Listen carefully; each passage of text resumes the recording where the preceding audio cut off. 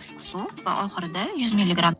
Birinchilar ixcham o'xshamaydi deysizmi? Unda men sizlarga o'zimni eng sotuvob bo'lgan birinchi retsepti bilan bo'lishaman. Birinchi bo'lib, uchta tuxumni yaxshilab aralashtirib olamiz. Ustidan 500 milligram iliq sut, 1 choy qoshiq tuz va 1 choy qoshiq sodani limon so'kida o'ldirib solamiz. Ketidan 300 gram ilangan un solib, qumoqlari ketguncha aralashtiramiz. Keyin esa 500 milligram issiq suv va oxirida 100 milligram yog' solib yaxshilab aralashtiramiz. Tovamizni yaxshilab yog'lab, qizdirib olamiz. Keyin esa birin-ketin blinchiklarimizni pishirib olamiz. Tovani yaxshilab qizdirib, keyin xamirni qo'ysangiz, shunda teshikchalari ko'p bo'lib chiqadi. Blinchiklarimizni pishirib bo'lganimizdan keyin selofanga 15 daqiqaga o'rab qo'yamiz. Shunda chetlari qotmasdan yumshoq bo'ladi. Nachinkasi uchun esa piyoz, qiyma, kartoshka, ziravorlarni solib qovurib olamiz. 15 daqiqaga yarim stakan suv solib dimlab qo'yamiz. Nachinkamiz tayyor bo'lgandan keyin blinchiklarimiz ichiga bir osh qoshiqdan solib o'rab chiqamiz. Eng ideal o'xshab chiqadigan blinchiklarimiz ham tayyor bo'ldi. Xohlasangiz konteynerlarga solib muzlatib qo'yishingiz ham mumkin. Iftorlik yoki saharlikka tayyor bo'lib turadi. Albatta siz ham tayyorlab ko'ring va sahifamga obuna bo'lish ham esingizdan chiqmasin. Yoqimli ishtaha.